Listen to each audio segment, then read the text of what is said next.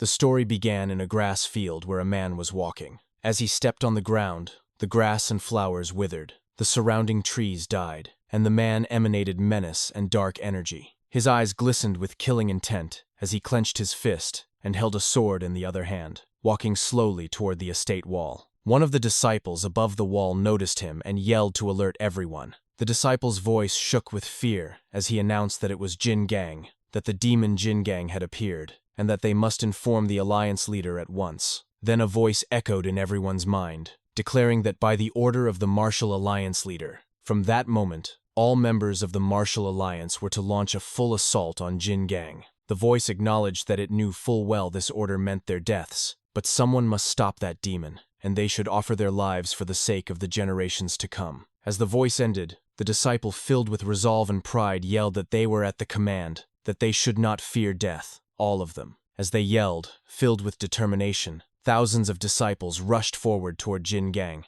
proclaiming that their names would become the song of the martial world and live on for 10,000 years, that no matter how demonic Jin Gang might be, he was still human like them, and if they all joined forces, they could kill him, shouting for him to die.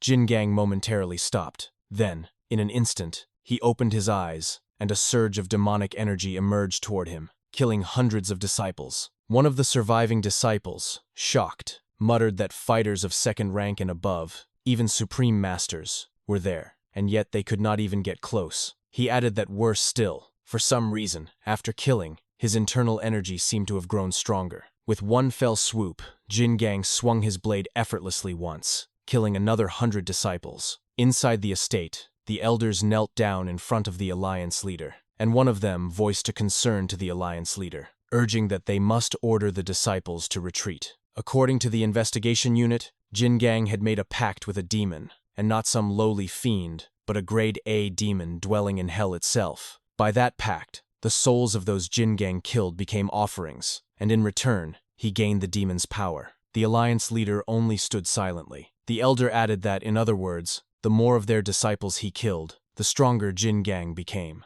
The alliance leader finally spoke with a calm tone, questioning that, and yet, when he had ordered all members of the alliance to fight, why they were still there, cowering like cowards. The elder added that the alliance leader should understand this old man's meaning, that at this rate, all their disciples would become sacrifices to the demon, and in the worst case, the grade A demon might use Jin Gang's body to manifest in the mortal realm. He reminded that even the heavenly demon could not stop a grade A demon, and begged to order a retreat. The alliance leader slightly smirked and laughed as he commented that it would be difficult, that a banquet table should always be plentiful, should it not? Then, with a wide grin, the alliance leader looked down on the elders and spoke with a chilling tone, asking what good it was if precious guests arrived and there was not enough food. One of the elders, confused, alarmed, and concerned, asked what he meant by that. Then, the alliance leader's jaw began to open wide beyond what a human could, and he said that they should know how much effort he had put in, that it had taken him 500 years just to find the human who could serve as Lord Narak's vessel. Something ominous was coming out of the alliance leader's mouth, and the being continued to speak that to make that vessel form a pact with Lord Narak, he had wiped out his clan so that only hatred and vengeance would remain. The creature emerged halfway out of the alliance leader's mouth, revealing that it was a serpent, and the serpent continued that so the vessel would commit endless slaughter until he could contain Lord Narak himself. The elders staggered back, pulled out their swords, and one of them yelled that it was a serpent, asking what it had done to the alliance leader. The serpent grinned, its mouth opening widely, and called them such disloyal wretches. The serpent then spewed liquid toward the elders. The elders yelled in despair as they melted into smithereens. The serpent then added that the alliance leader they had followed for decades was him, the King Imugi, from the very beginning. King Imugi's attention then shifted as he saw a man walking into the chamber, and King Imugi thought to itself that there was a boundless, unfathomably deep demonic aura rarely encountered even in hell. King Imugi's gaze turned sharply to the man, and it continued to think that the third eye said to appear only when fully descended meant it was Lord Narak. The man standing in front of King Imugi was Jin Gang, now with a third eye on his forehead. King Imugi lowered its head to the floor, its body shaking with fear, and declared that he was the faithful servant, Lord Narak, that he offered himself to serve as the hands and feet in the great work, and that he would obey whatever command was given. Jin Gang responded with a soft voice, asking if it was anything at all, and in that case, to die. Jin Gang then lifted up his sword, his gaze turning ominous. King Imugi, startled, commented with desperation that Lord Narak should explain why. Tears started to fall down on Jin Gang's face as he said, with a soft tone, that he had lost his wife, his daughter, his entire clan. Then, a memory of the incident surged on. Jin Gang's wife stared blankly while holding her baby as chaos erupted around them. Jin Gang stared at his wife and daughter, his hands tied behind his back, with wide eyes, his face filled with accepted defeat and anger. At the back of his wife was the alliance leader, lifting his sword, ready to kill his wife and baby. Jin Gang's rage finally snapped, and he yelled. But without hesitation, the alliance leader killed his wife and daughter right in front of him. The alliance leader grinned widely as he looked at Jin Gang's despair. Jin Gang cried out aloud as he screamed on top of his lungs. Then the alliance leader stomped Jin Gang's head to the ground. Jin Gang's face filled with rage and anger as his tears turned blood, as he gritted his teeth while his face stuck to the ground. The alliance leader looked down on Jin Gang as he smirked and said that all of this, every bit of it, was his fault because he was weak. Then, back to the present, Jin Gang continued to speak in a soft tone that he had sold his soul to a demon, all for the sake of killing him. King Imugi stammered, unable to believe the situation, asking how he could still have a human soul within him. And in an instant, Jin Gang swung down his sword, slicing King Imugi in half and everything behind it, declaring that at last it was over. All of it. It was over. Then, a voice echoed inside his head, congratulating him on his revenge, noting that casting a soul-binding spell on himself to buy time was impressive. But now, as per their contract, it was time to surrender his body and to accept it willingly, and relish the joy of becoming part of the supreme existence. Jin Gang gripped his sword tightly and retorted that that joy could be given to the dogs, asking if it thought he would let it enter the human world. Jin Gang then aimed his sword toward his own forehead.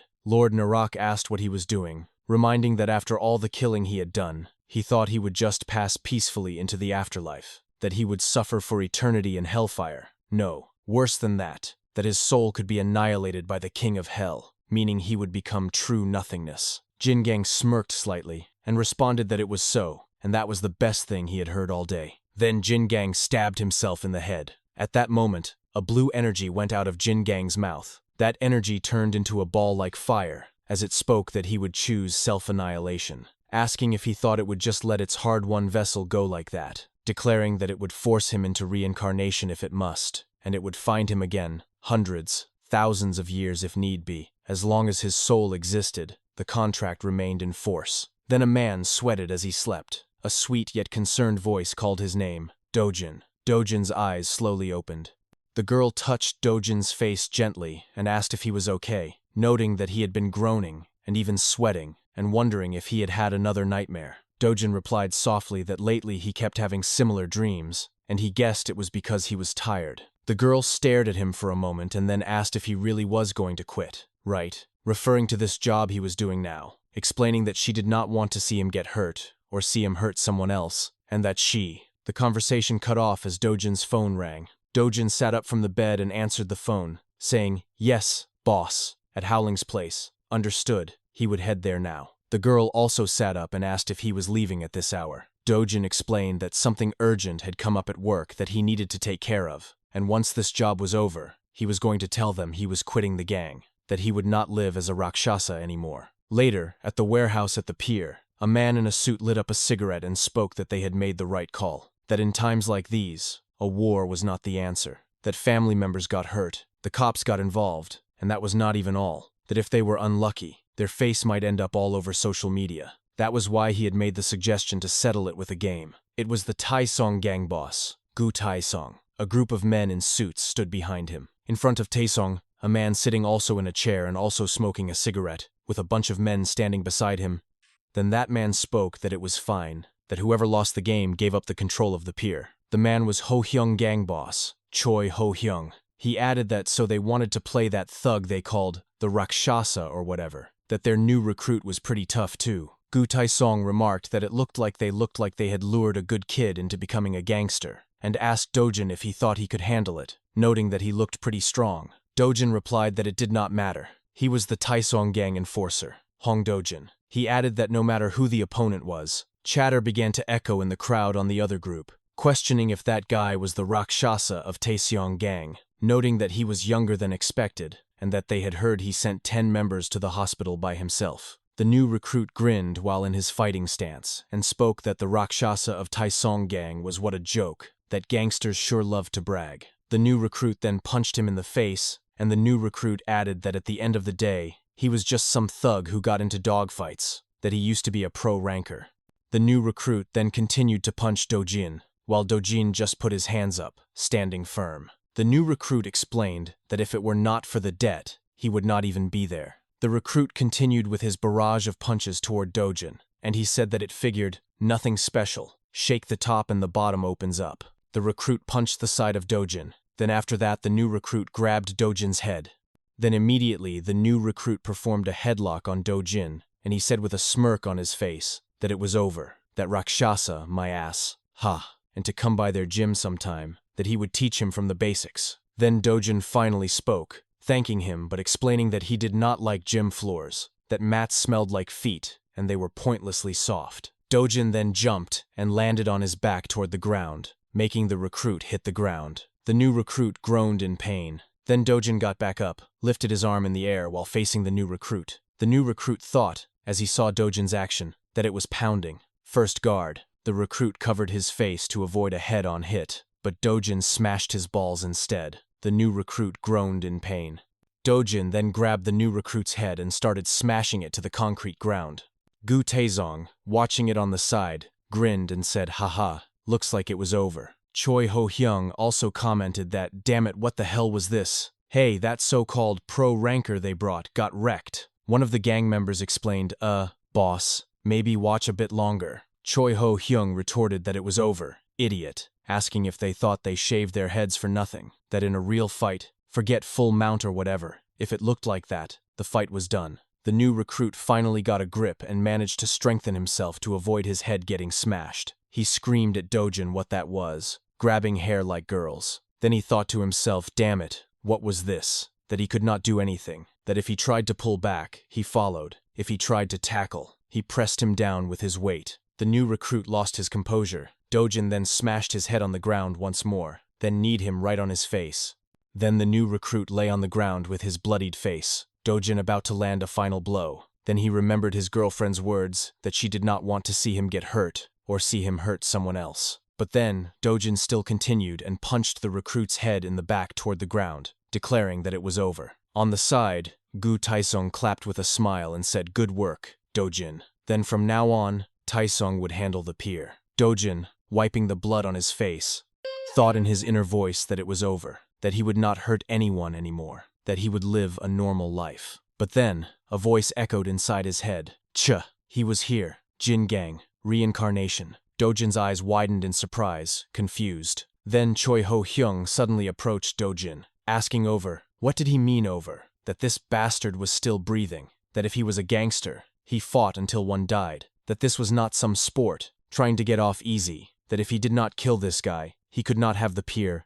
Got it, Rakshasa. Dojin stood frozen, his gaze focused on somewhere. Choi Ho-hyung added as Dojin not answering, asking what he was doing, that when someone talked to him, he should answer, right. Dojin still frozen, his gaze locked to somewhere else. Choi Ho-hyung, annoyed, pulled out a knife out of his suit pocket. Hey, this bastard's ignoring me, want me to stab him in the gut. Gu Taesong then stepped forward, pointed a knife toward Choi Ho-hyung, suggesting that maybe his man could not answer because Boss Choi was talking nonsense, to stop embarrassing himself and end this like a gentleman. Choi Ho-hyung scoffed, gentleman my ass, asking if he expected him to hold back when this punk provoked him. Gu Taesong replied that pretty sure he started the provocation, Boss Choi, asking if that was not right, Dojin. Dojin finally spoke, but his gaze still locked to somewhere. Everyone, did they not see that? Gu Taesong asked, see what? Dojin explained here, this, blue flames. Right in front of him was a floating blue flames. Gu Taesong, confused, asked blue what? Dojin thought in his inner voice what was this? Suddenly it appeared before his eyes, and then his body would not move, like sleep paralysis. The blue flames then spoke right inside Dojin's head. That Jin Gang's reincarnation. It was time to follow the contract. Then the blue flame entered into Dojin's mouth. Dojin bent down and groaned in pain. Everyone was confused. Gu Taeseong asked what was wrong all of a sudden. Dojin explained that the flame into his body. Then, suddenly, a memory of Jin Gang surged. Jin Gang knelt in front of his dead family. He muttered that he was right. It was all his fault, because he was weak, that he was sorry he could not protect them. Then the blue flame appeared, asking if he wanted revenge, then it would lend him power. Jin Gang looked at the flame, and it told him to make a contract with it and offer a sacrifice. Then, Jin Gang looked down, saying that it had been appearing like a phantom for a while now, asking if this was what it wanted. Fine, he would give it a sacrifice. There was no shortage of people he wanted to kill. He would make the contract, give him its power. The blue flame spoke that then remember this from now on. Even if his body rotted and disappeared, as long as his soul existed, this contract would be eternal, and he would be its eternal servant. Then Dojin's body suddenly lit up into a blue flame. Dojin screamed in pain. The blue flame continued to speak inside his head that from now on, he was no longer human, that he would now become a demon. Dojin continued to scream in pain, his voice cracking as his body writhed uncontrollably. The ball of blue fire lingered before him, its voice reverberating deep inside his head. It declared that the contract had been sealed. From that moment onward, everything that died by his hand, from the smallest insect to the king of a nation, even a god, would become an offering to the flame. In return, it promised him power, not ordinary power, but the power of the overlord demon star, a being feared by all creatures that walked the earth. Yet it warned him with a chilling tone. The moment the demon's power exceeded the capacity of his vessel, he too would become an offering. In an instant, the flame vanished without a trace. Dojin froze in place, his chest rising and falling violently as he gasped for air. He looked down at his own body in disbelief, his heart racing uncontrollably. In his mind, his thoughts churned. He questioned what had just happened, what he had just seen. He swore he had felt his body burning from within. Before he could gather his thoughts, Choi Ho-hyung stepped forward and pressed a knife close to his face. With a mocking tone, Choi demanded to know what he was doing, sneering that Dojin had suddenly started screaming and thrashing about like a lunatic. He accused him of having completely lost his mind. Dojin's eyes turned sharp. He suddenly grabbed Choi's arm and forced him to look into his gaze. His voice was low and heavy as he told him to check for himself whether he had really lost it. Choi smirked nervously, though his hand twitched around the knife. He tried to laugh it off, calling Dojin a reckless brat for boasting so boldly without fear. He warned that if he kept pushing, the Taeseong gang and the Ho-hyung gang would have no choice but to settle things here and now. Before the situation could escalate further, the wail of police sirens echoed through the area, their sound cutting sharply across the tension. Choi muttered in surprise that the police had arrived. Gu Taeseong quickly stepped in, grabbing both Choi's arm and Dojin's to stop them from clashing. With a calm yet firm tone, he said it seemed the bell for the end of the round had just rung. He suggested they stop there for the day. He assured Choi that another meeting would be arranged soon. Choi yanked his arm free, frustration etched on his face. He spat on the ground, cursing under his breath. He said they would meet again, and next time, the stakes would not just be dock management rights, but their very lives. With that, he ordered his men to leave, and the Ho-hyung gang finally withdrew from the warehouse. As the tension eased, Dojin turned to Gu Taeseong, with guilt weighing on his expression. He began to apologize, saying it was his fault, but before he could finish, Taeseong interrupted him. Taeseong waved it off, explaining that it was fine. The Ho-hyung gang would have found another excuse to start something anyway. What mattered more to him was what had happened to Dojin earlier. He had seen him freeze and thrash about like he was seeing something no one else could. Dojin hesitated. He looked down at his hands, still trembling, and replied that it was nothing. He muttered that he had simply been tired lately and had been having strange dreams. Meanwhile, inside Choi Ho-hyung's car, the gang boss sat quietly staring at his arm. The bruise left by Dojin's grip throbbed in pain, and his brow furrowed. He muttered in disbelief, wondering what kind of strength Dojin possessed. His phone suddenly rang, snapping him from his thoughts. He answered the call, addressing the man on the other end as Mr. Kui. He reassured him not to worry about the dock management rights and claimed they would have them back soon. Mr. Kui's voice was cold as he questioned Choi. He reminded him that without the dock, he could not meet delivery quotas, and if this continued, their business relationship would end. Panic surged through Choi's voice as he stammered that he would meet the quotas somehow, begging for more time. Kui sighed and replied that he had already done everything Choi had asked so far, but his patience was running thin. He warned that his ears hurt listening to excuses. Choi's voice broke as he pleaded once more, desperately asking for just a little more time. After a pause, Kui agreed reluctantly. He told Choi that he would wait until sunrise, but no later. If the dock was not under their control by then, he would cut ties and change suppliers. The call ended abruptly. Choi's hand shook as he lowered the phone, his face pale. He cursed under his breath, calling Kui a monster. He asked his driver what time sunrise would be. The driver guessed around 6. Choi lit a cigarette, his face shadowed by worry, and ordered his driver to find out the exact time. He declared that they would wipe out Taeseong gang immediately. If they failed, he warned, they were all as good as dead. Later, Dojin returned home. His voice softened as he called out to Jua, but no response came. He frowned, wondering if she had fallen asleep already. But as his gaze shifted to the entrance, his expression hardened. There were unfamiliar footprints by the doorway. Rage flickered across his face. A sudden movement caught him off guard. A man lunged at him from the shadows, swinging a knife. Dojin narrowly dodged and retaliated with speed. His elbow struck the man, followed by a swift kick, and finally a crushing punch that sent the intruder staggering. Without hesitation, Dojin pressed both thumbs into the man's eyes, threatening to blind him if he did not talk. The man groaned in pain. Dojin's fury rose, his voice shaking with rage as he demanded to know where the woman was who had been with him. Before the man could answer, another figure appeared from nearby. He clapped his hands once, breaking the tension, and approached calmly. Dojin turned his sharp gaze toward him, his body tense. The newcomer introduced himself as Gil Tae-suk, the enforcer captain of the Ho-hyung gang. He admitted that Dojin had lived up to the rumors, proving himself by taking down a capable fighter in an instant. He then offered an apology, saying it was unfortunate that they had taken Dojin's family hostage, but he explained that he had no choice. It was an order from above. More men stepped into view, and one of them held Jua tightly with a knife pressed against her. She struggled desperately, muffled screams trapped behind the tape covering her mouth. Dojin's face darkened, his rage flaring as he snarled that he would kill them. He promised he would kill every one of them. Gil dismissed his outburst with a calm voice, telling him not to waste emotions between professionals. Dojin clenched his fists and asked what they wanted. He told them he was willing to sacrifice whatever they demanded, an Achilles tendon, a wrist, anything so long as they took it and left Jua alone. Gil shook his head. Normally that would be enough, he admitted, but not tonight. He revealed that their boss had made up his mind. Taeseong gang would be wiped out completely. One of his men rushed forward, stabbing at Dojin with a knife. But before the blade could pierce him,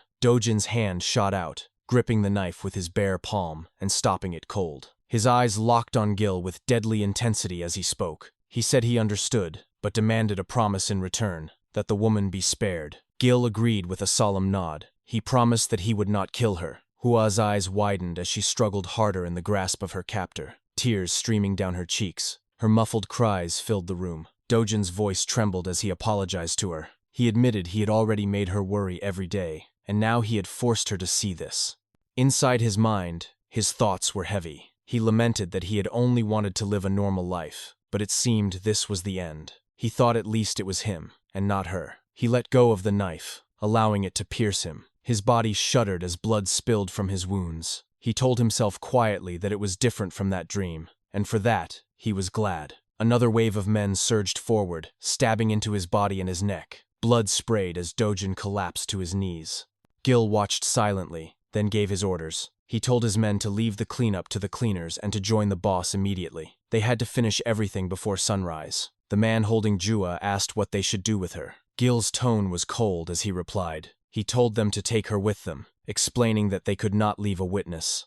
He glanced down at Dojin, who was bleeding out on the floor, and reminded him that he had kept his promise not to kill her. He had never promised to let her go. Dojin's vision blurred as his life faded. His eyes narrowed in defiance as the men dragged Jua away. She struggled frantically, tears streaking her face, but the men mocked her, one of them laughing and telling her to think positive because she would be well taken care of. In his last desperate act, Dojin drove a knife into the leg of one of the men. The man screamed in pain and looked down in shock. He cursed Dojin, calling him a fool who should have died quietly, then reached for the knife in his leg. Gil's voice roared in warning, telling him not to pull it out, but it was too late. As the blade came free, blood gushed out in a flood. pouring from the severed femoral artery. Gil stared at Dojin in astonishment. He admitted grudgingly that to strike such a precise artery, even while on the brink of death, proved Dojin truly deserved to be called a demon. He stepped forward, mounted Dojin's back, and lifted his head. With cold resolve, he placed his knife against Dojin's neck. He whispered for him to rest in hell before slicing his throat open.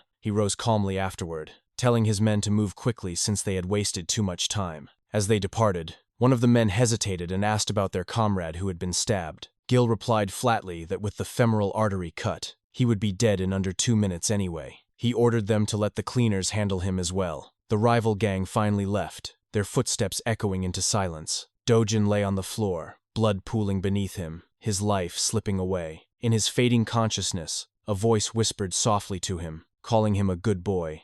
Nearby, the man with the severed artery was also collapsing. His vision darkened, but as he looked upward in his final moments, he saw something horrifying above the ceiling. His breath hitched as he muttered in disbelief, asking what the hell it was. Above them, a grotesque hole of flesh had opened. From it radiated a foul, evil energy that began pulling his body upward into its maw. Outside, Gil sat inside a car, speaking on the phone. He told his boss that the job was done and that they were on their way. But his words stopped when a sudden noise echoed in front of the car. He asked what the sound was, and his passenger replied that something had fallen from above. Gil ordered the driver to turn on the lights. The beams illuminated the street ahead, and there stood Dojin, alive, clutching a knife. Gil's eyes widened in disbelief. His voice trembled as he demanded to know what he was seeing. He muttered in shock, asking if Dojin was truly a demon. Inside Dojin's head, the voice of the flame echoed once more. It reminded him that since he had made an offering, the contract demanded a return. The slit across his neck began to close, the wound knitting itself together. The voice declared that as per their contract, it would now grant him its power. Dojin slowly raised his head. His eyes opened wide, staring coldly at the rival gang members. Inside a quiet bar known as Taro Bar Hex, Gu Tae-seong sat alone at the counter. The atmosphere was calm, dimly lit, and strangely empty as always. The bartender, a beautiful woman with a warm smile, greeted him. She asked softly if she should bring out the drink he had been keeping there. Tae-seong smirked faintly and asked why it was that whenever he came, there were never any other customers. He admitted that he was surprised the place was still running. The bartender only smiled warmly, thanking him. She explained that it was thanks to loyal customers like him, people who still believed in tarot reading. She placed a glass filled with ice before him and poured in liquor. Tae-seong gave a short laugh, remarking that she was calling him a gullible fool for still believing in superstitions at his age. The bartender shook her head quickly, telling him that was not what she meant. She said he was a valued regular and even laughed softly. Tae-seong's expression grew thoughtful. He admitted that it was strange, because, at first, he had treated the readings as a game, but not once had her readings turned out to be wrong. She reminded him that every card he had drawn so far had been favorable ones. That, she explained, could simply mean he had encountered a reader with unusual skill, purely by chance. It was like the placebo effect.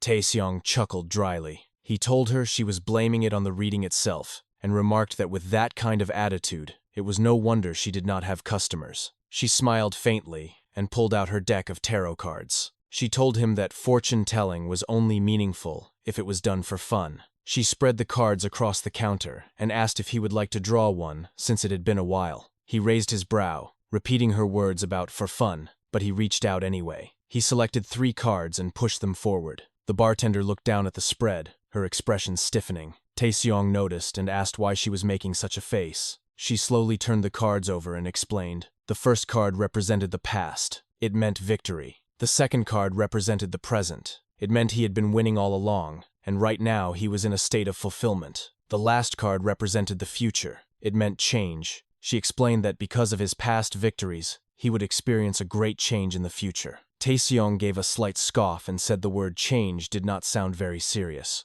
The bartender's voice lowered as she clarified.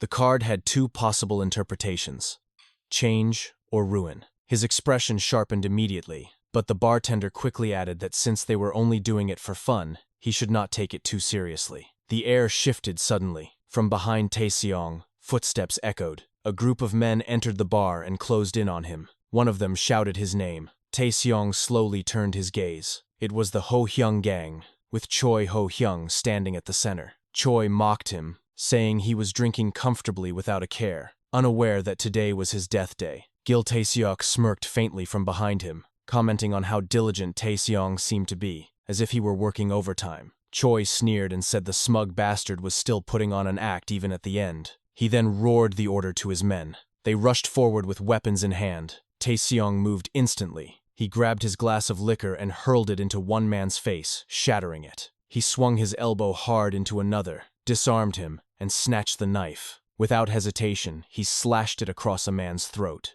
Blood spilled as Taeseong turned and sprinted swiftly toward the toilets. Choi shouted after him, ordering his men not to let him get away. He roared that they had to finish everything before sunrise and commanded them to hunt him down and kill him. Taeseong slipped deeper inside the narrow hallways. One of the men chasing cursed, saying the bastard was scurrying off like a rat. Taeseong waited quietly at a corner and struck suddenly. His knife plunged into one man's neck before the other could react.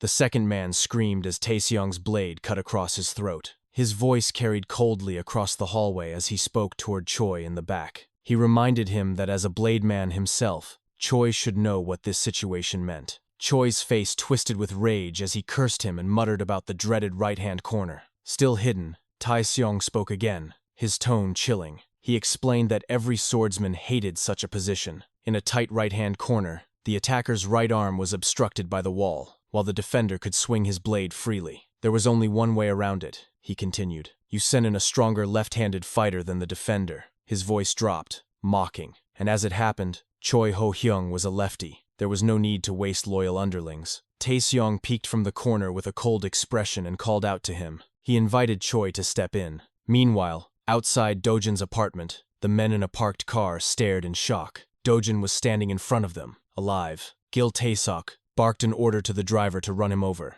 The driver hesitated, muttering in confusion, until Gil screamed furiously for him to step on it. The tires screeched as the car accelerated, slamming into Dojin head-on. But Dojin clung to the hood like an animal, stabbing his knife into the windshield until it shattered. He crashed through, smashing the driver's face in the process, and forced his way inside. He moved with savage force, slitting the driver's throat before turning to the passenger. The terrified man begged him to stay away, but Dojin slashed his face without hesitation. Gil Taeseok stared in disbelief. His eyes went to Dojin's broken blade, and he muttered that the man was insane, trying to split skulls with nothing more than a kitchen knife. He called him a freak. Dojin leaned closer, staring at him with an intense glare. Gil noticed suddenly that the car was speeding toward another vehicle. He curled up tightly, bracing for the impact. The cars collided violently, sending Dojin flying out into the street. Gil pushed open the door and stepped out, his eyes fixed on Dojin as the man slowly rose to his feet. Gil remarked that it would be pathetic to die in such a meaningless way. He pulled out 2 knives, one in each hand,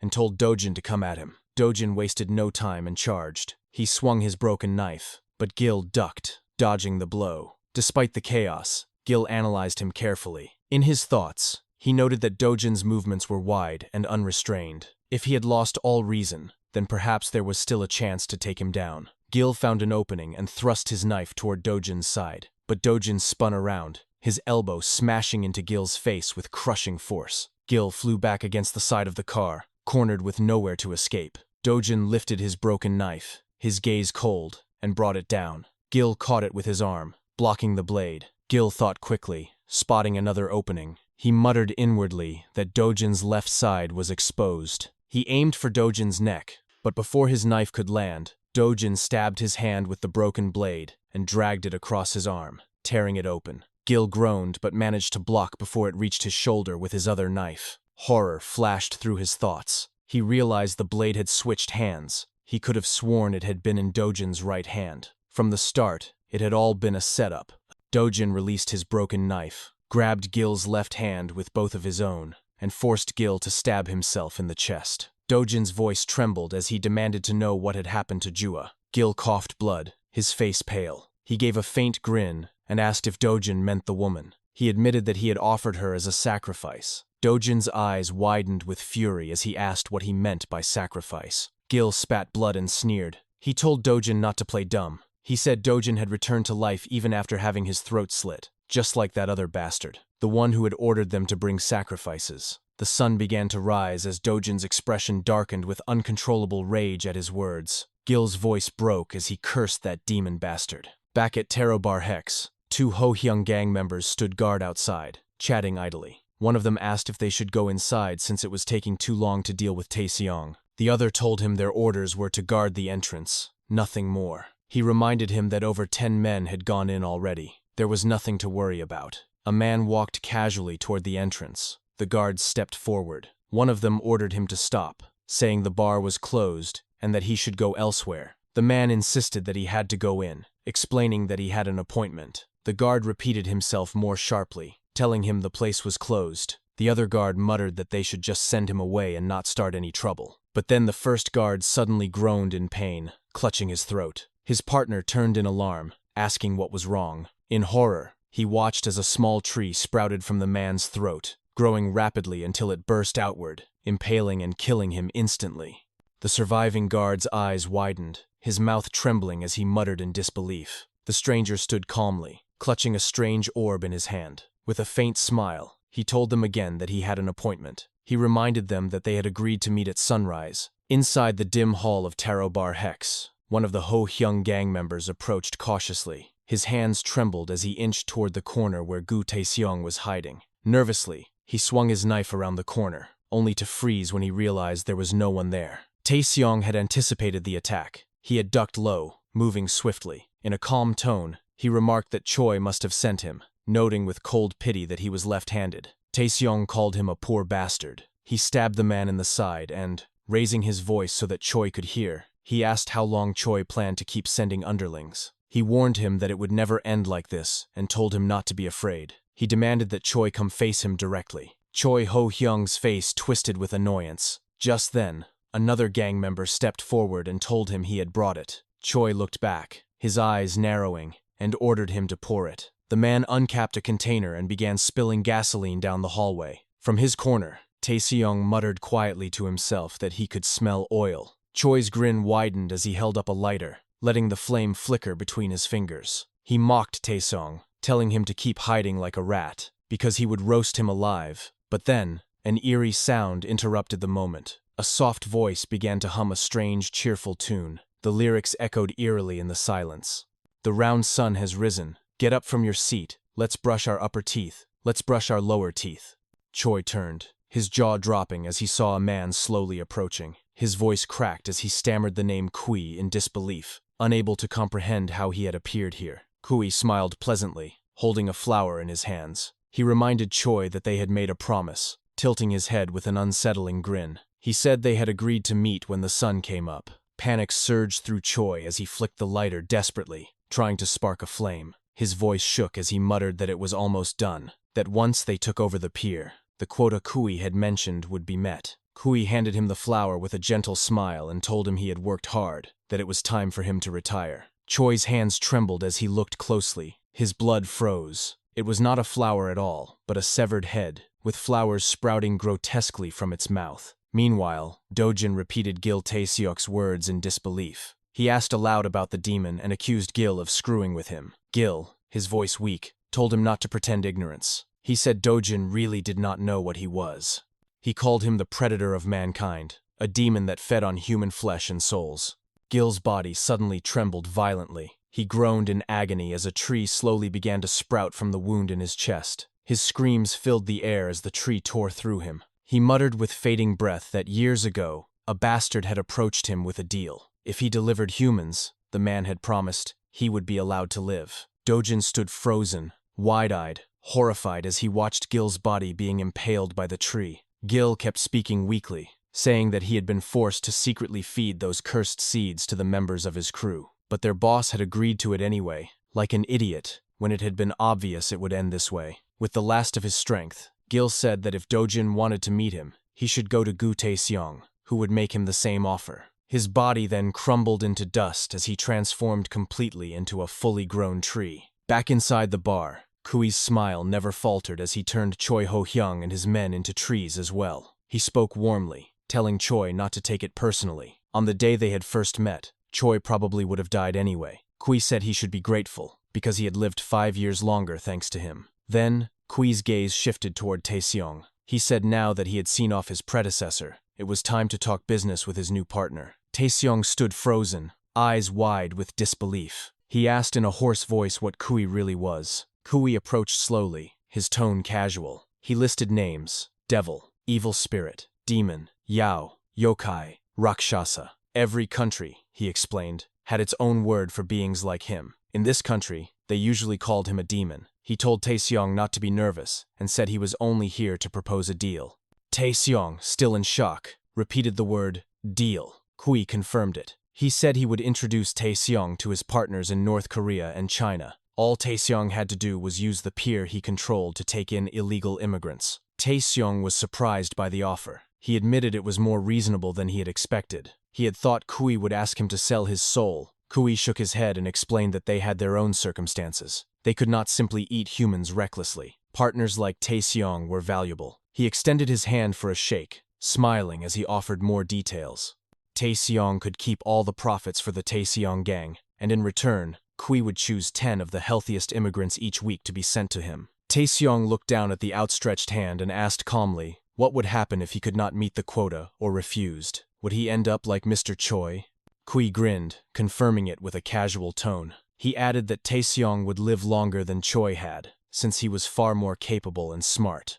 There was a pause as Taeseong considered it. Then a smirk spread across his lips. He said quietly that there were 3 things in life he would never sell. The first was people. In a sudden movement, Taeseong cut Kui's fingers cleanly, then slit his throat, and instantly spun around to slice through his Achilles tendon. His voice was steady as he declared the second thing he would never sell was drugs. He rose to his feet and repeatedly drove his knife into Kui's back. Finally, he raised his arm high, aiming for Kui's head, and declared that the third thing was, but before he could finish, something monstrous bit down on his arm, severing it instantly. A plant-like creature burst from Kui's back. Kui's voice was calm as he told Taeseong he was taking back his words about him being smart. He admitted instead that he liked him more for it. Kui slowly turned his head, his grin stretching unnaturally wide as the slit in his throat began to close. He said it had been a long time since he had met a human who was not afraid of him. His hand shot out, gripping Taeseong by the neck. More plant-like monsters sprouted from his back, while his severed fingers began to regrow. On one finger, a seed formed, and Kui told Taeseong to swallow it. If he did, Kui promised, not only would he forgive his rudeness, he would even restore his severed right arm. Even in this dire situation, Taeseong began to laugh. Kui tilted his head, puzzled, and asked why he was laughing. Taeseong said he found it funny to think that Choi could actually be useful sometimes. Kui's eyes flickered as he realized too late what Taeseong had done. Taeseong dropped a lighter from his hand. It struck the ground, igniting instantly as the gasoline Choi's men had poured earlier caught fire. Flames rushed through the hallway, consuming everything in their path. Taeseong spoke with fierce resolve, his voice unshaken despite his wounds. He said that the third thing he would never sell was himself, stating he would never live like a coward. Kui began to laugh slowly after hearing Gu Taeseong's words. His laughter grew louder until it became a roar. He said it was seriously hilarious, mocking the act of setting the place on fire. He chuckled and added that it was stupid, because a demon would never die from fire. He sneered that Taeseong's claim of never living in disgrace only made him want to see it even more. Kui smirked, pulling Taeseong into an embrace as the flames spread around them. He whispered that when humans were burned at the stake, they did not die from fire itself but from suffocating on the smoke. As long as one could breathe, they were forced to endure the pain for a very long time before death. Kui's monstrous plant opened its mouth and released a fleshy growth that attached itself to Taeseong's face, sealing his mouth and nose. Kui leaned in closer, speaking softly into Taeseong's ear. He explained that the searing pain came in waves, preventing one from fainting easily. He said that meant Taeseong would have to remain conscious and feel his body roasting alive. With a wide grin, Kui admitted that he could not wait to see Taeseong's disgraced face, begging to be killed. A voice suddenly echoed nearby, breaking the moment. Someone asked if it was him. Kui turned to glance at the interruption. Dojin appeared, holding the hose of a fire extinguisher pointed at them. His voice was firm as he asked if Kui was the one they called a demon. Without hesitation, Dojin released the extinguisher, blasting the flames until the fire was smothered. He then swung the heavy canister into Kui's face, knocking him back, and at the same time dragged Taeseong's burned body away from the blaze. Fueled by rage, Dojin landed a powerful punch on Kui's face, then followed it with another. With anger burning in his voice, he demanded to know where the woman taken as a sacrifice was. In an instant, Kui's plant-like monster lashed out. Its maw opened wide, and with terrifying speed severed both of Dojin's arms. Kui's voice was mocking. He asked why Dojin wanted to know such things when he was going to die anyway. Dojin staggered but refused to collapse. Summoning every ounce of strength, he leaned forward and sank his teeth into Kui's arm. Kui's expression shifted from annoyance to intrigue. He laughed and said he was amazed. He observed that Dojin was the same kind,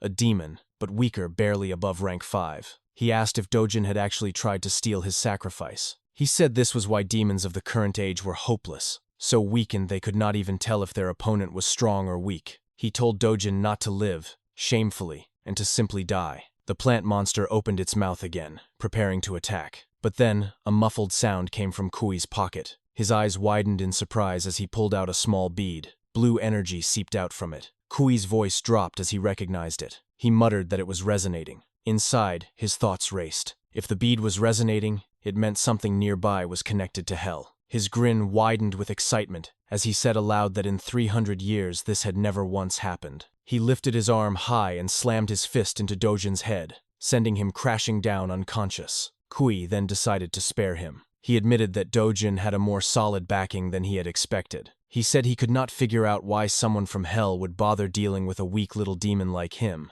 but he was curious. He said he had always wanted to meet those from hell's homeland. He picked a strange fruit from one of the human trees, its surface grotesquely shaped like a human face. Holding it up, Kui smirked and declared confidently that he could do anything better.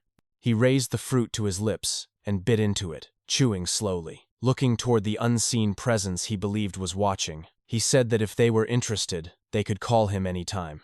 Elsewhere, 2 men climbed down from a truck that had just arrived. The driver looked around and muttered uncertainly that this was supposed to be one of the Ho Hyung gang's clients. He said it was unusual to see such a large base in a place like this. His companion dismissed his concern, asking what was unusual about it. The driver explained that if they were selling the people as slaves, they would place the base near the coast to load them onto ships easily. If it was for harvesting organs, the setup would not be so big or noticeable. He muttered in suspicion, wondering what exactly they were doing with the people they supplied.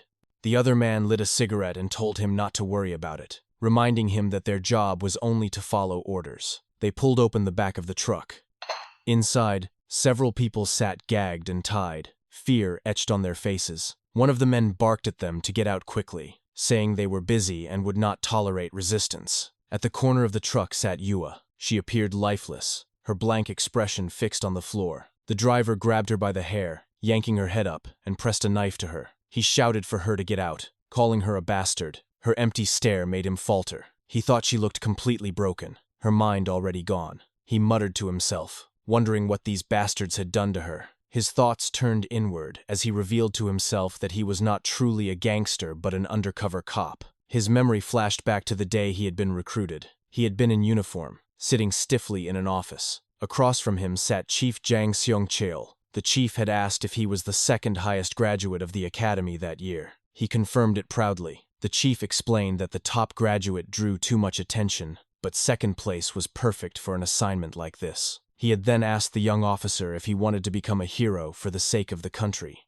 The undercover cop had blinked in surprise, asking what he meant by hero. Chief Jang explained that the number of missing persons had been increasing for years, the work of the Ho Hyung gang connected to foreign syndicates. His mission was to investigate them by going undercover as one of their men. The memory faded, bringing him back to the present. He thought to himself that after a year of undercover work inside the Ho Hyung gang, the sudden war against the Taeseong gang had finally given him the chance to witness their trafficking firsthand. Now, he had even reached the headquarters of their higher-level partners. Still gripping Hua's hair, he shouted again, threatening to kill her if she did not move. Inside, he reassured himself. He thought that he had already reported to the chief. Reinforcements would soon rush in, and this nightmare would finally be over. Suddenly, his partner outside screamed in panic. The man shouted in disbelief, calling him a bastard and demanding to know what he was doing. He had drawn a knife, his hands shaking as he pointed it at the man in front of him. He reminded him that he had done every damn thing he was told. His voice cracked as he demanded to know why he was suddenly betraying them. The man he faced turned, his upper face horribly burned. Cloaked figures loomed behind him. With an eerie calm, the scarred man apologized. He said this had been Queen Im's order. The deal with the Ho-Hyung gang was finished. From now on, the Ho-Hyung gang would no longer be partners but goods. The terrified man screamed back, calling it nonsense, demanding to know what he meant by goods. The scarred man stared at him coldly and said struggling was useless. He told him to accept it. Trembling, the betrayed gangster lunged forward in desperation, his knife flashing as he attacked. But before the blade could connect, the scarred man moved with inhuman speed and drove his fist deep into his gut. The man collapsed, gasping. The scarred man glanced down at him and said coldly that his guts had burst, lowering his value as a product. He ordered his men to either throw him out or give him as a freebie to a customer. He then instructed them to turn the rest into products immediately, because they had to be shipped today. Inside the facility, the victims were stripped and forced to take an emetic, their bodies racked as they vomited. The undercover cop thought to himself in horror that they were being emptied of their stomach contents. His mind raced as he realized that this was all for organ trafficking. He muttered inwardly that they were insane, doing this even to their own men. Still, he told himself to hold on a little longer, that reinforcements would come. His eyes turned toward Hua, who remained blank and motionless. He whispered softly to her, apologizing for earlier, and telling her to hang in there. He told her never to give up. Inwardly, he admitted those words were as much for himself as for her, spoken to deny the ominous feeling that something had already gone terribly wrong. His eyes widened in horror as he looked ahead. Before him stood a massive wall of shipping containers, stacked high. The doors hung open, and inside were countless human bodies piled together. Somewhere inside a rundown building, Dojin stirred awake. He realized he was lying on a bed, his body heavy and his mind clouded. Confusion set in as his thoughts raced. Where am I? I was sure. That bastard. The creak of a door slowly opening pulled him from his thoughts. Dojin turned his head toward the sound. From the darkness, the figure of a woman emerged, her steps quiet, her presence deliberate. She looked at him and asked if he had slept well. Startled, Dojin sat upright, his brow raised sharply. He demanded to know who she was. The woman placed a cigarette between her lips, sat casually on the edge of the bed, and answered. She told him that she was the owner of the tarot bar that had burned down. She said she was the one who had dragged him out of the flames and saved his life, and then revealed that she was also the one who exorcised yokai like him. Calling him by name, Hong Dojin, she declared that she was an exorcist. Dojin clenched his jaw, his teeth grinding together as anger surged inside him. His voice trembled as he echoed her words back at her. An exorcist? He remembered that the man who had tried to kill him had called him the same thing. His fury boiled over, and he snapped, shouting in disbelief. He demanded to know what everyone meant by calling him a yokai. Before he could finish his words, the exorcist acted. With terrifying swiftness, she drove her blade into his chest. Dojin gasped and groaned in pain as she looked at him with an icy gaze. She told him coldly to shut up, explaining that she had only let him live because she thought he might be useful. At any moment, she reminded him, she could exorcise him. Dojin writhed under the pain, his face twisting. Her eyes stayed fixed on him, sharp and unforgiving. She told him no human had a body like his. Dojin looked down in shock. His eyes widened as he realized that his severed arms and left leg were slowly knitting themselves back together. Flesh and bone reformed before his eyes. His voice shook as he muttered in disbelief. The exorcist exhaled a long puff of smoke, her tone flat and merciless. She explained that a yokai could regenerate even if its limbs were cut off or its heart was pierced. As long as the head remained intact, it would not die. She compared it to a bug, stubborn and vile. Dojin closed his eyes tightly, refusing to accept what was happening. After several moments, he opened them again. His voice steadied slightly as he asked her one question. He wanted to know what a yokai truly was. She took another drag from her cigarette, exhaled slowly, and told him the truth. Yokai, she said, were beings that stole human bodies and lived among mankind disguised in human form. Elsewhere, at that very moment, the undercover cop's world was unraveling. His eyes widened in horror as he saw one of the cloaked men stab a captive in the back of the neck with a massive syringe. The victim convulsed and collapsed, and the officer stumbled backward. His eyes darted to the other captives, all of them tied together by ropes looped cruelly around their necks. His voice broke as he shouted at the attackers, calling them insane bastards for killing people so casually. A calm, cold voice echoed through the chamber. They were not dead, the voice explained. Their cervical vertebrae had been damaged, leaving them in a vegetative state. They could still see, still hear, still feel fear, but they could not move. Kui entered the room, his figure looming alongside the scarred man with the ruined face. Kui's lips curled into a nasty grin. He explained that this was their company's specialty. Fresh humans steeped in fear were prepared as products for customers who could not hunt for themselves. The undercover cop shouted in fury, his words dripping with disbelief. He warned them that the police would storm the place any moment, and that every one of them would rot in prison. From the shadows, another figure emerged. Chief Jang Seong-cheol stepped forward, smiling brightly as if nothing were wrong. His cheerful tone sent a chill through the officer's spine as he remarked that the smell already seemed delicious. The undercover cop froze, his eyes wide in disbelief as he stammered the word, "Chief." Jang Seong-cheol smiled warmly at him. He praised the officer, calling him by name Kyung-min, and commended him for his hard work, watching the Ho-hyung gang. Then he turned to Kui and asked if Kyung-min was one of the special dishes that had been prepared. Kui grinned and confirmed it, asking if he should wrap him up.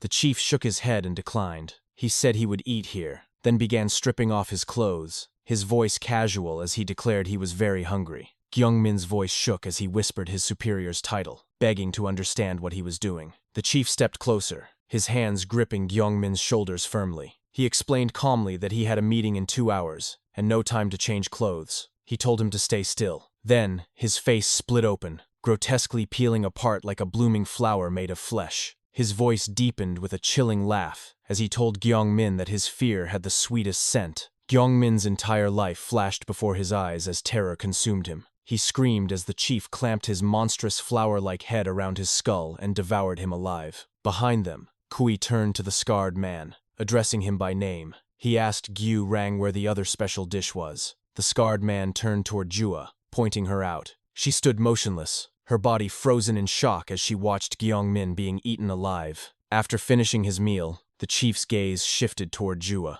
his monstrous face twisted with hunger, as he declared that she looked even more delicious. He rushed toward her, grabbed her arms, and stared into her eyes. He remarked with curiosity that her lack of reaction was strange, perhaps a sign she had lost her mind. He admitted it was a shame he could not feed on her soul, but decided her flesh looked top quality. Hua slowly lifted her head, staring into his monstrous form. Her lips curled into a fragile smile, and with a trembling voice she whispered that it was a relief. She said it had not taken long, and now she could finally go to Dojin. Before the chief could sink his teeth into her, Kui stepped forward, blocking his path. His voice was calm but firm as he apologized, explaining that he had made a mistake. He said this human was not a product, and promised to prepare another special dish for the chief. Hua's smile vanished, her face twisting into horror and fear. The chief snarled in rage, demanding to know why Kui dared to interrupt a meal that had already begun. He shouted that he liked this human and would eat her immediately. Kui, still calm, asked him to be patient and promised a new dish by tomorrow. The chief snapped, his voice booming with fury. He shouted that he was hungry now and demanded respect, reminding Kui that it was thanks to him that he could run his business so comfortably. He called Kui a useless scarecrow yokai who could not even feed on souls. In an instant, Kui grabbed the chief's monstrous head tightly, his tone dropping to a chilling whisper as he told him to calm down. Fear replaced rage in the chief's expression. He stammered nervously that he had gotten carried away and quickly apologized. Kui shoved his head aside and turned his gaze toward Gyu Rang, instructing him to prepare another special dish for the chief by tomorrow. Gyu Rang bowed and acknowledged the order. Then, Kui turned to Jua. His grin widened as he told her that she was no longer on the product list. He explained that her boyfriend was desperately searching for her. Back in the rundown building, Dojin's anger simmered as he pieced everything together. He asked if yokai really blended in with humans and ate them.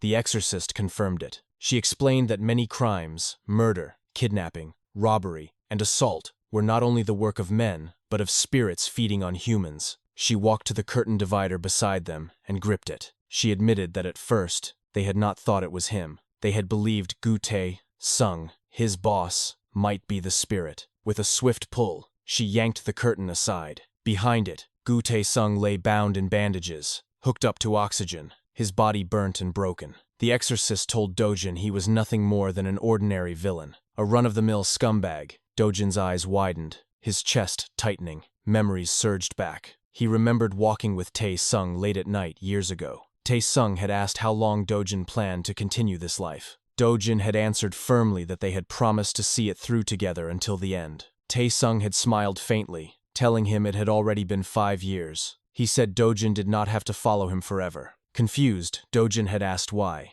only for Tae-sung's gaze to fall on a girl walking nearby. It had been Jua. He had smiled at her, waved, and apologized for keeping Dojin out so late. Then he had placed a hand on Dojin's shoulder and told him that unlike the past, he now had the chance to live as Hong Dojin, not as a demon. The memory faded, leaving Dojin trembling with rage. His voice quivered as he demanded to know how he could meet the white-haired spirit. The exorcist asked what he would do if he found it. Dojin's eyes burned with hatred as he answered. He said the monster had taken the most precious person from him. He swore he would kill it and save Jua. The exorcist gave a faint smile. She told him that if he was truly willing to face Kui, then he might be useful, but warned him he could not defeat Kui. Dojin then confessed his recurring dream. He told her that in the dream, the flames spoke to him. She raised a brow and asked what they had said. Dojin explained that they told him anything with a soul could be offered, and in return, it would grant him power. The exorcist leaned back, puffed her cigarette, and said she did not know what kind of yokai he had seen in his dream, but if it had promised him power through sacrifice,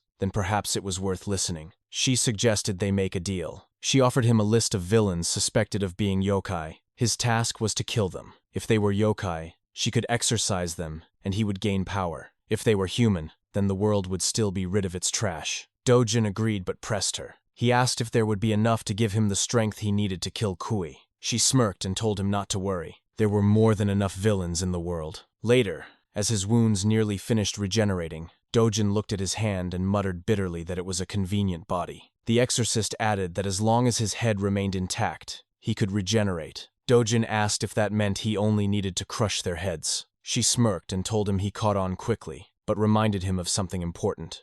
She explained that yokai fed in 2 ways. One was through flesh, literally chewing and devouring human meat. The other was through fear, draining the soul by consuming human terror. She warned him that he still possessed a human soul, which meant if he feared them, they could absorb him. He had to remain fearless. Days later, protests raged outside an apartment building. Crowds shouted in fury, demanding the return of Cho Gun-sik to prison. Signs denounced him as the devil who had assaulted 11 minors. Reporters narrated the chaos. Streamers filmed their antics, and the mob roared for justice. Inside, Cho Gun-sik peeked through his window, cursing under his breath. He muttered about how noisy they were, insisting he had done his time. Anger swelled in his chest as he whispered that maybe he should kill them all. Then a noise startled him. He turned his head and froze. Dojin stood in his room, gripping a hammer tightly in his hand, his presence suffocating. Gun-sik stammered, demanding to know who he was and how he had gotten inside. Dojin tightened his grip on the hammer and asked his question firmly. He wanted to know what Gun-sik truly was. When Gun-sik stood stiffly, trying to act calm, Dojin seized him by the hair, raised his hammer high, and demanded once again, was he human or a yokai? Gun-sik's voice cracked as he begged to know what Dojin was and why he was doing this. Dojin did not hesitate. He brought the hammer crashing down onto Gun-sik's skull. The man collapsed, his bloodied head wrecked and motionless. Dojin stood over him silently, breathing heavily. Then he pulled out his phone and called Ji-yeon. He reported flatly that he had him and confirmed he was human. Ji-yeon's voice came over the line, calm but sharp. She asked if he was certain Gun-sik was dead. Dojin told her he had checked and split his head open. She questioned him again, asking if he was sure what he saw was the real head. Before Dojin could respond, a heavy kick struck him from behind. His body flew across the room and smashed into the wall. Gun-sik's body twisted unnaturally as he bent upward, rising again. He lunged at Dojin, pinning him to the ground with his legs. Dojin gritted his teeth, struggling to swing his hammer, but Gun-sik trapped his arm beneath his other leg. Gun-sik grinned, his mouth stretching unnaturally wide as he sneered. He accused Dojin of not looking like a normal human. He asked if Dojin was an exorcist. Then his body began to transform, grotesque and monstrous. He cursed bitterly as his form distorted, saying that the high-class yokai who devoured thousands were never hunted, but low-class yokai like him who merely fed on souls were always targeted.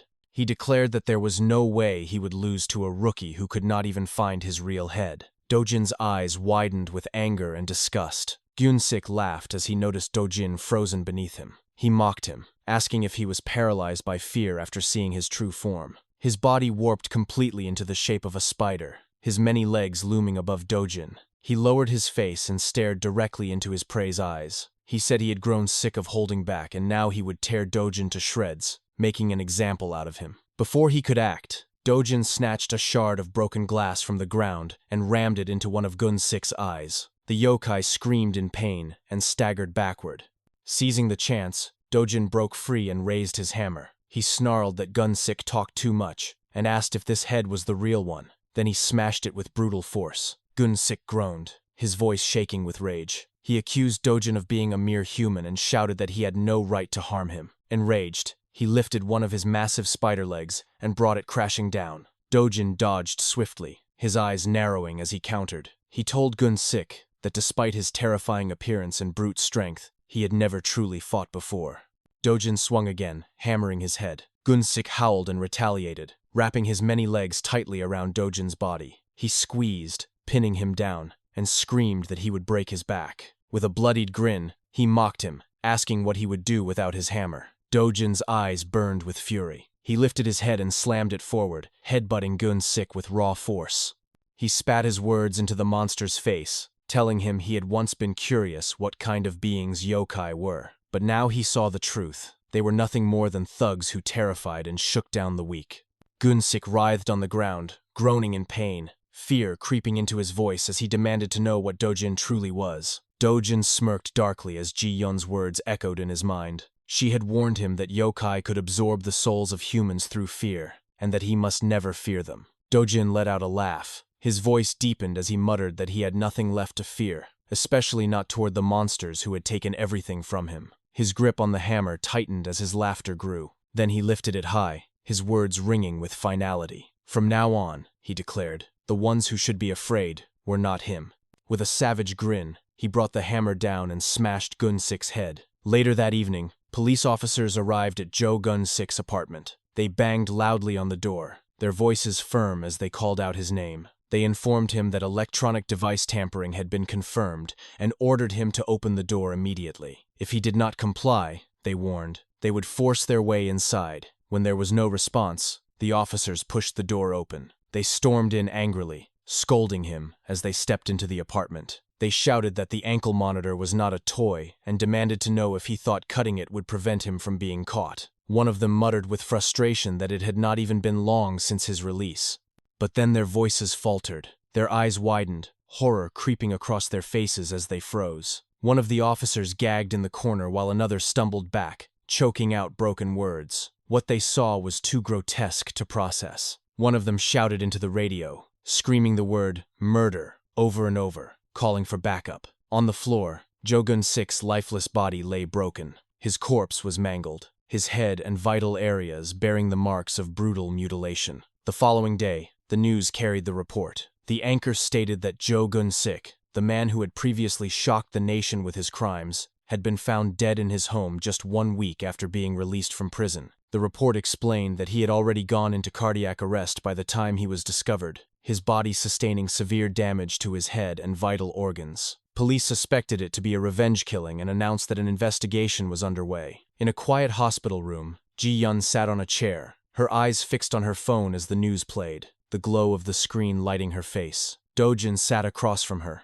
his gaze occasionally drifting toward Taesung, who lay unconscious in the bed beside them. Dojin finally broke the silence. His voice was steady, but curiosity edged his tone. He asked why, if Gun-sik was a yokai, he had even gone to prison in the first place. Ji-yun did not lift her eyes from her phone. She explained calmly that yokai could not simply reveal themselves and rampage openly. If they did, they would be eliminated by higher-ranking yokai. Dojin tilted his head, confused, and asked what she meant. Her gaze remained fixed on the screen as she elaborated. She told him that to yokai, humans were a limited and precious food source. The upper-tier yokai, those who monopolized that resource, wanted humanity to remain ignorant of their existence. She explained that the most efficient way to manage livestock was to ensure the livestock did not know they were livestock. Then she added that yokai, who disrupted this balance, were always disciplined. Dojin finished her sentence quietly, saying it was the same as disciplining the troublemakers in their territory. Ji-yun nodded.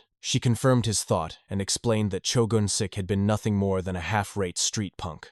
He was classified as the lowest rank of yokai, the 7th, making him only a minor one. She said it was lucky for Dojin that his first opponent had been so weak. Dojin clenched his fist, his voice thick with determination. He told her to find him a real opponent next time. Lowering his head, he muttered that if he wanted to save Jua, he would need to become stronger and fast. Ji-yeon reached into her purse. She pulled out a photograph and handed it to him, telling him that she had already planned to prepare another target for him. She warned him, however, that he needed to be prepared. Strong yokai were beyond anything humans could imagine. Dojin studied the photograph in silence. His expression was unreadable as he asked calmly if the person in the picture was truly a yokai, and whether Ji-yeon was certain. She admitted that she was not certain. It was only a villain with a high probability of being a yokai. She raised an eyebrow and asked if it was a familiar face. Still staring at the picture, Dojin spoke quietly. He said that he knew the man well. It was their former boss, the man who had brought him and Taesung into this world. Ji-yeon spoke, her voice calm but probing, asking Dojin if the man who had turned him and Gu Taesung into gangsters was not like a teacher or a father figure to him. She wondered aloud whether he would truly be okay with what he was about to do. Dojin stared ahead, his expression unreadable, then slowly responded that calling the man a teacher or father was not wrong. The one who had forged him into a demon, the one who had shaped his path with blood and violence, was Chairman Kwak Jang-pil.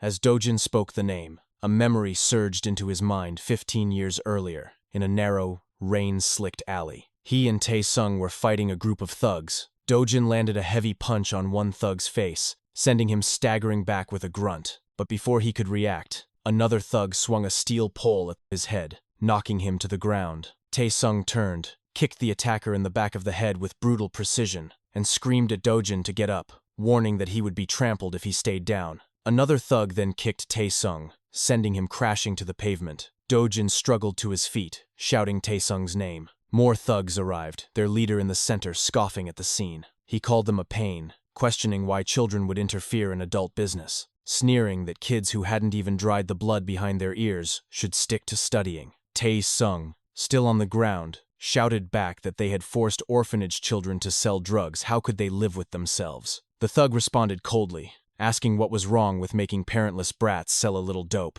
Rage filled Dojin. He muttered that the man was a bastard. The thug smirked and declared that since they were still growing, he would spare their lives, but they still needed punishment. He ordered his men to cut their Achilles tendons so they could never defy adults again. Then, a new voice cut through the tension. A man stepped into the alley, calm and composed, asking if they weren't ashamed to pull weapons on children. Both Dojin and Taesung turned to look.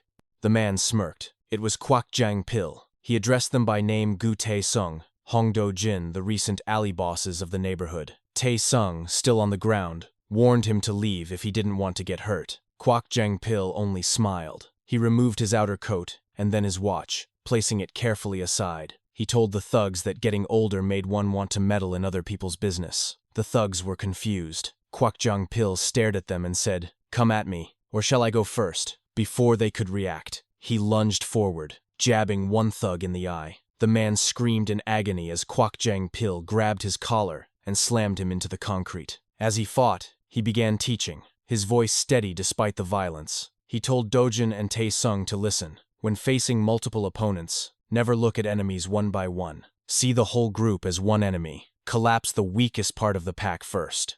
As another thug charged, yelling, Kwak Jang-pil caught his head, punched him in the face, then wrenched his arm and drove his knee into it, breaking it cleanly. He continued explaining, the key was not defeating them all, but breaking their will to fight. Another thug slashed at him with a knife. Kwak Jang-pil leaned back, dodged the blade, and headbutted the attacker hard enough to drop him. Kwak Jang-pil grinned and said that an enemy without the will to fight was no longer an enemy, it was an obstacle, and obstacles could be used to control the battlefield. Another attacker swung a knife. Kwak Jang-pil bent backward, evaded the strike, grabbed the man by the back of the neck, and smashed his face into the wall. Then, still smirking, he asked Dojin and Taesung where the next attack would come from. Dojin, barely above a whisper, said the left. Kwak Jang-pil turned and punched a thug creeping up behind him square in the face. He praised Dojin and asked them to repeat the lesson. When facing multiple opponents, you don't defeat them, you break their will to fight. Dojin answered correctly, and Kwak Jang-pil, bloodied but triumphant, said that learning young really made you quick.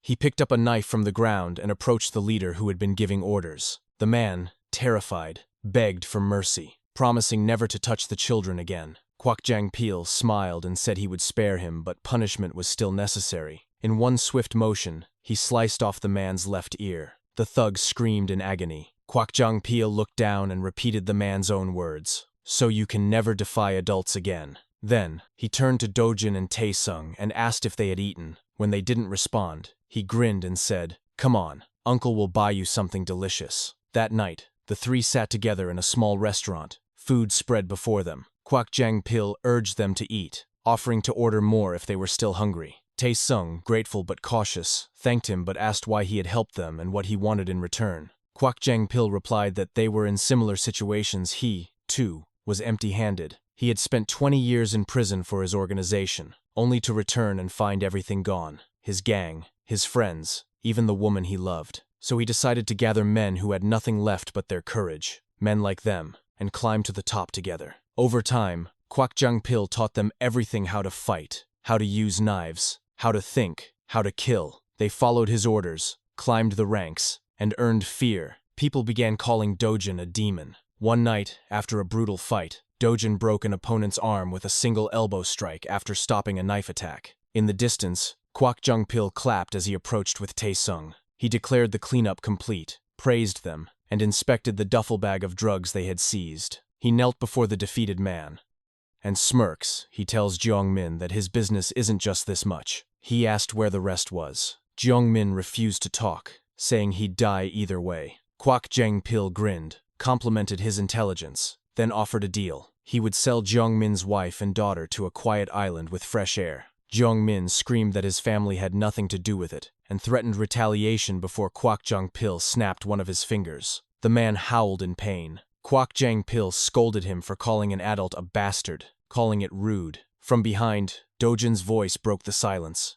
He said he had something to tell the chairman. Kwak Jang-pil turned. Dojin confessed that when he first decided to follow him, he hadn't known they would do such work. He wanted to quit. He no longer wanted to live as a demon. Kwak Jang-pil stood, placed a hand on his shoulder, and told him he had known what kind of world this was. Were there good gangsters? No. And he could see how Kwak Jang-pil dealt with traitors. Useless thoughts were dangerous. He should just keep doing what he was doing. Then, with the bag of drugs in hand, Kwak Jang-pil walked away, turning slightly to say, "Like a demon," before disappearing into the night. Dojin stood frozen. Taesung, voice soft, admitted he wanted to quit too. Selling drugs, selling people, selling himself like a coward. He wanted to stop, but both of them knew the truth. There was only one way out.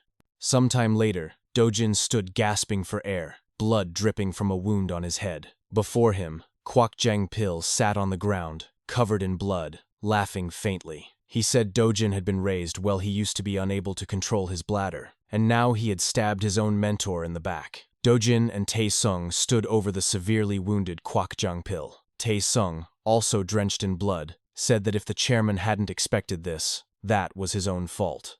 He shouldn't hold grudges. He raised his knife, grabbed Kwak Jang-pil's head, and prepared to slit his throat, but Dojin grabbed his arm, stopping him. He said they didn't have to kill him. He was still the man who had saved them. They could just disable him, make it so he could never fight again. As the memory faded, the scene shifted to a familiar restaurant. Dojin and Kwak Jang-pil sat across from each other, drinking soju. Kwak Jang-pil poured Dojin a drink. Dojin said it had been a while, calling him chairman. Kwak Jang-pil replied that he had retired long ago. He had heard about Taesung getting hurt. Dojin confirmed it. Kwak Jang-pil said that was why he had always warned him. Being a gangster meant endlessly accumulating karma, and someday, that karma would return. There was no such thing as a gangster who lived forever. Dojin drank and placed the glass down. He said it wasn't just Taesung, his woman had been taken too, by those monsters. Then, slowly, he pulled a knife from his pocket and placed it on the table, gripping it tightly. He looked Kwak Jang-pil in the eye and asked, "Are you human, chairman, or are you a yokai?"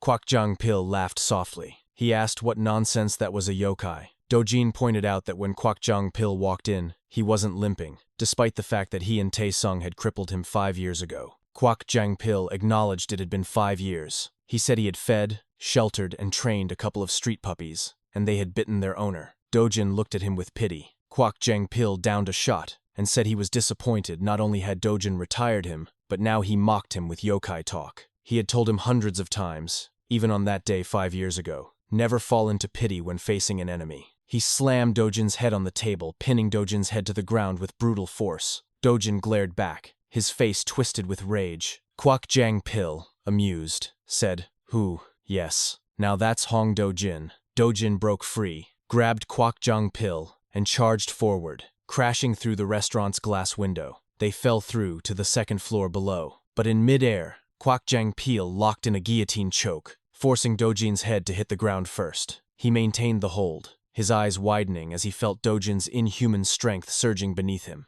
Then, with overwhelming force, Dojin stood up, still trapped in the choke, and executed a suplex, slamming Kwok Jang-pil's body into the floor. He followed with a barrage of punches to the face. Kwok Jang-pil managed to stop the onslaught by catching one of Dojin's fists, bloodied and grinning. He said it was such a waste he had raised Dojin so well. From the ground, Kwok Jang-pil thrust his hips upward, driving his knee into Dojin's face. Dojin staggered back, his eyes widening in shock as he saw his left arm severed. Kwok Jang-pil rose slowly, holding Dojin's severed arm. He said that after they had retired him 5 years ago, the flames had come for him. They had offered a contract, power in exchange for sacrifices.